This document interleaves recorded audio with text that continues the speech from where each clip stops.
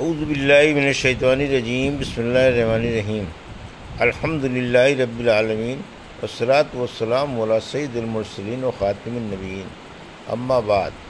صحیح بخاری باب کتاب المغازی، حدیث نمبر 4141، پارٹ 2، اردو ترجمہ۔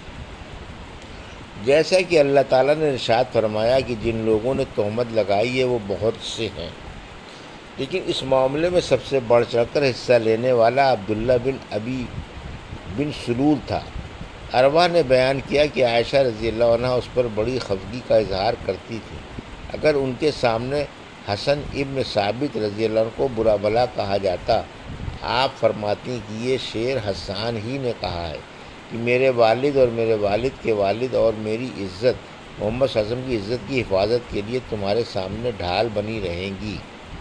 حضرت عائشہ رضی اللہ عنہ نے بیان کیا کہ پھر ہم مدینے پہنچ گئے اور وہاں پہنچتے ہی میں جو بیمار پڑی تو 1 مہینے تک بیمار ہی رہی۔ اس عرصے میں لوگوں میں تہمت لگانے والوں کی افواہوں کا بڑا چرچا رہا، لیکن میں ایک بات بھی نہیں سمجھ رہی تھی۔ البتہ اپنے مرض کے دوران ایک چیز سے مجھے بڑا شبہ ہوتا کہ رسول کریم صلی اللہ علیہ وسلم کی وہ محبت و عنایت میں نہیں محسوس کرتی تھی جیسے پہلے جب بھی میں بیمار ہوتی میں دیکھ چکی تھی۔ آپ میرے پاس تشریف لاتے، سلام کرتے اور دریافت فرماتے کیسی طبیعت ہے، صرف اتنا پوچھ کر واپس تشریف لے جاتے۔ حضور صلی اللہ علیہ وسلم کے اس طرز عمل سے مجھے شبہ ہوتا تھا، لیکن شر جو پھیل چکا تھا اس کا مجھے کوئی احساس نہیں تھا۔ مرض سے جب افاقہ ہوا تو میں مستہ کے ساتھ مناسے کی طرف گئی۔ مناسے مدینہ کی آبادی سے باہر ہمارے رفع حاجت کی جگہ تھی۔ ہم یہاں صرف رات کے وقت جاتے تھے۔ یہ اس سے پہلے کی بات ہے جب بیت الخلاء ہمارے گھروں کے قریب بن گئے تھے۔ ام المومنین نے بیان کیا کہ ابھی ہم عرب قدیم کے طریقے پر عمل کرتے اور میدان میں رفع حاجت کے لیے جایا کرتے تھے، اور ہمیں اس سے تکلیف ہوتی تھی کہ بیت الخلاء ہمارے گھروں کے قریب بنائے جائیں۔ انہوں نے بیان کیا کہ الغرض میں اور مستہ رفع حاجت کے لیے گئے۔ مستہ ابی رحم بن عبد المطلب بن عبد مناف کی بیٹی ہیں۔ ان کی والدہ صخر بن عامر کی بیٹی ہیں اور وہ حضرت ابوبکر صدیق رضی اللہ عنہ کی خالہ ہوتی ہیں۔ انہی کے بیٹے مستہ بن اساسہ بن عباد بن مطلب رضی اللہ عنہ ہیں۔ پھر میں اور مستہ حاجت سے فارغ ہو کر اپنے گھر کی طرف واپس آ رہے تھے کہ مستہ اپنی چادر میں الجھ گئی اور ان کی زبان سے نکلا کہ مستہ ذلیل ہو۔ میں نے کہا آپ نے بری بات زبان سے نکالی، ایک ایسے شخص کو آپ برا کہہ رہی ہیں جو بدر کی لڑائی میں شریک ہو چکا ہے۔ انہوں نے اس پر کہا کیوں، مستہ کی باتیں تم نے نہیں سنی؟ ام المومنین نے بیان کیا کہ میں نے پوچھا کہ انہوں نے کیا کہا ہے۔ بیان کیا، پھر انہوں نے تہمت لگانے والوں کی باتیں سنائیں۔ بیان کیا کہ ان باتوں کو سن کر میرا مرض بڑھ گیا۔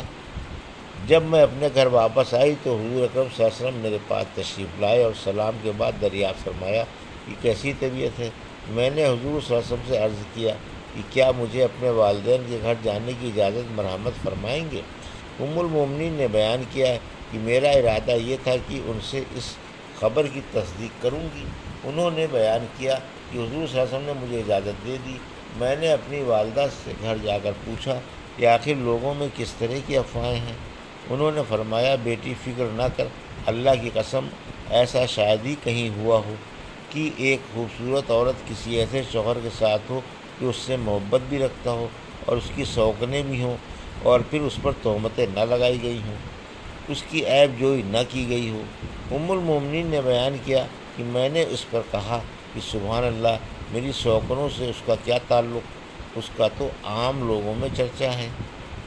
انہوں نے بیان کیا کہ ادھر پھر جو میں نے رونا شروع کیا تو رات بھر روتی رہی۔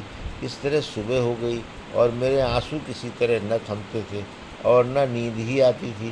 بیان کیا کہ ادھر رسول اللہ صلی اللہ علیہ وسلم نے علی بن ابی طالب رضی اللہ عنہ اور اسامہ بن زید کو اپنی بیوی کو علیحدہ کرنے کے متعلق مشورہ کرنے کے لیے بلایا، کیونکہ اس سلسلے میں اب تک آپ پر وحی نازل نہیں ہوئی تھی۔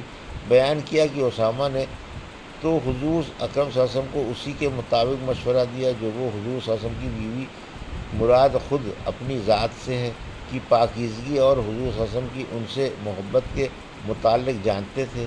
چنانچہ انہوں نے کہا کہ آپ کی بیوی میں مجھے خیر اور بھلائی کے سوا اور کچھ معلوم نہیں ہے۔ لیکن علی رضی اللہ عنہ نے کہا یا رسول اللہ تعالیٰ نے آپ پر کوئی تنگی نہیں رکھی ہے اور عورتیں بھی ان کے علاوہ بہت ہیں، آپ ان کی باندی بریرہ سے بھی دریافت فرما لیں، وہ حقیقت حال بیان کر دیں گی۔ بیان کیا کہ پھر حضور صلی اللہ علیہ وسلم نے بریرہ کو بلایا اور ان سے دریافت فرمایا کہ کیا تم نے کوئی ایسی بات دیکھی ہے جس سے تمہیں عائشہ پر شبہ ہوا ہو؟ حضرت بریرہ رضی اللہ عنہ نے کہا اس ذات کی قسم جس نے آپ کو حق کے ساتھ مبعوث کیا، میں نے ان کے اندر کوئی ایسی چیز نہیں دیکھی جو بری ہو۔ اتنی بات ضرور ہے کہ وہ ایک نوعمر لڑکی ہیں، آٹا گوندھ کر سو جاتی ہیں اور بکری آ کر اسے کھا جاتی ہے۔ انہوں نے بیان کیا کہ اس دن رسول اللہ صلی اللہ علیہ وسلم نے صحابہ رضی اللہ عنہ کو مخاطب کیا اور ممبر پر کھڑے ہو کر عبداللہ بن ابی منافق کا معاملہ رکھا۔ آپ نے فرمایا اے گروہ مسلمین اس شخص کے بارے میں میری کون مدد کرے گا جس کی اذیتیں اب میری بیوی کے معاملے تک پہنچ گئی ہیں؟ خدا کی قسم کہ میں نے اپنی بیوی میں خیر کے سوا اور کوئی چیز نہیں دیکھی، اور نام بھی ان لوگوں نے ایک ایسے شخص صفوان بن معطل جو ام المومنین کو اپنے اونٹ پر لائے تھے کا لیا ہے، جس کے بارے میں بھی میں خیر کے سوا اور کچھ نہیں جانتا۔ وہ جب بھی میرے گھر آئے تو میرے ساتھ ہی آئے۔ ام المومنین نے بیان کیا کہ اس پر سعد بن معاذ قبیلہ بن اسہل کے بھائی کھڑے ہوئے اور عرض کیا میں یا رسول اللہ آپ کی مدد کروں گا، اگر وہ شخص قبیلہ اوس کا ہوا تو میں اس کی گردن مار دوں گا، اور اگر وہ ہمارے قبیلے کا ہوا تو آپ کا اس کے متعلق بھی جو حکم ہوگا ہم بجا لائیں گے۔ ام المومنین نے بیان کیا کہ اس پر قبیلہ خزرج کے ایک صحابی کھڑے ہوئے۔ حسان کی والدہ ان کی چچا زاد بہن تھی، یعنی سعد بن عبادہ۔ وہ قبیلہ خزرج کے سردار تھے اور اس سے پہلے بڑے صالح اور مخلصین میں سے تھے، لیکن آج قبیلے کی حمیت ان پر غالب آ گئی۔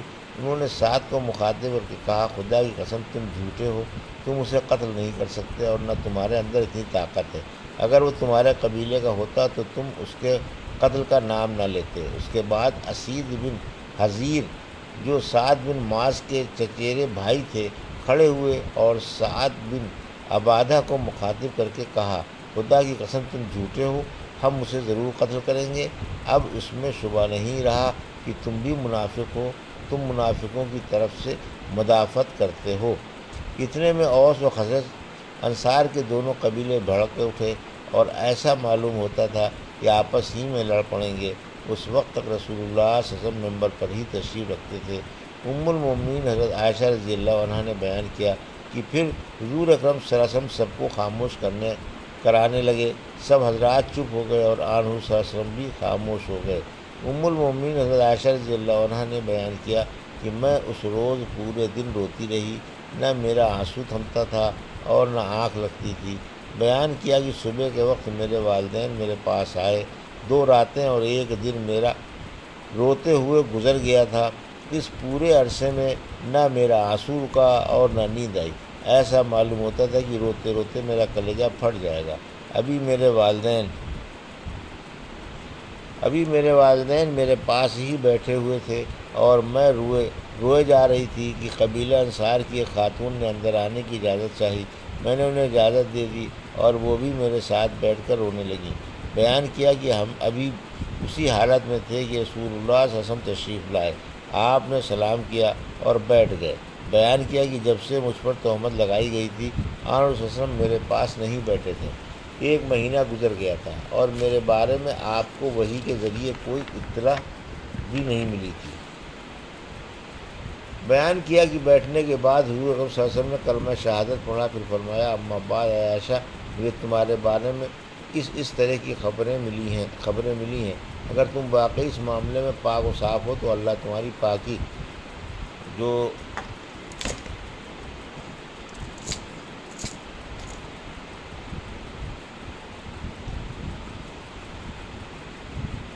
جو خود اللہ تمہاری پاکی خود بیان کر دے گا، لیکن اگر تم نے کسی گناہ کا قصد کیا ہے تو اللہ کی مغفرت چاہو اور اس کے حضور میں توبہ کرو، کیونکہ بندہ جب اپنے گناہوں کا اعتراف کر لیتا ہے اور پھر اللہ کی بارگاہ میں توبہ کرتا ہے تو اللہ تعالیٰ اس کی توبہ قبول کر لیتا ہے۔ ام المومنین حضرت عائشہ رضی اللہ عنہا نے بیان کیا کہ جب حضور اکرم صلی اللہ علیہ وسلم اپنا کلام پورا کر چکے تو میرے آنسو اس طرح خشک ہو گئے کہ ایک قطرہ بھی محسوس نہیں ہوتا تھا۔ میں نے پہلے اپنے والد سے کہا کہ میری طرف سے رسول اللہ صلی اللہ علیہ وسلم کو آپ کے کلام کا جواب دیں۔ والد نے فرمایا خدا کی قسم میں کچھ نہیں جانتا کہ حضور صلی اللہ علیہ وسلم نے مجھے کیا کہنا چاہیے۔ پھر میں نے اپنی والدہ سے کہا کہ حضور صلی اللہ علیہ وسلم نے جو کچھ فرمایا ہے وہ اس کا جواب دیں۔ والدہ نے بھی یہی کہا خدا کی قسم مجھے کچھ نہیں معلوم کہ حضور صلی اللہ علیہ وسلم سے مجھے کیا کہنا چاہیے، اس لیے میں نے خود ہی عرض کیا۔ حالانکہ میں بہت کم عمر لڑکی تھی اور قرآن مجید بھی میں نے زیادہ نہیں پڑھا تھا، کہ خدا کی قسم مجھے بھی معلوم ہوا ہے کہ آپ لوگوں نے اس طرح کی افواہوں پر کان دھرے اور بات آپ لوگوں کے دلوں میں اتر گئی اور آپ لوگوں نے اس کی تصدیق کی۔ اب اگر میں یہ کہوں کہ میں اس تہمت سے بری ہوں تو آپ لوگ میری تصدیق نہیں کریں گے، اور اگر اس گناہ کا اقرار کر لوں اور اللہ تعالیٰ خوب جانتا ہے کہ میں اس سے بری ہوں تو آپ لوگ اس کی تصدیق کرنے لگ جائیں گے۔ بس خدا کی قسم میرے اور آپ لوگوں کے مثال حضرت یوسف علیہ السلام کے والد جیسی ہے، جب انہوں نے کہا تھا فصبر جمیل واللہ المستعان علی ما تصفون، بس صبر جمیل بہتر ہے اور اللہ کی مدد درکار ہے۔ اس بارے میں تم جو کچھ کہہ رہے ہو۔ پھر میں نے اپنا رخ دوسری طرف کر دیا اور اپنے بستر پر لیٹ گئی۔ یہ تھی صحیح بخاری باب کتاب المغازی کی حدیث نمبر 4141 کا پارٹ 2 جو ابھی آپ نے سماعت فرمایا۔ انشاءاللہ کل اس کا پارٹ 3 آپ کے سامنے پیش کیا جائے گا۔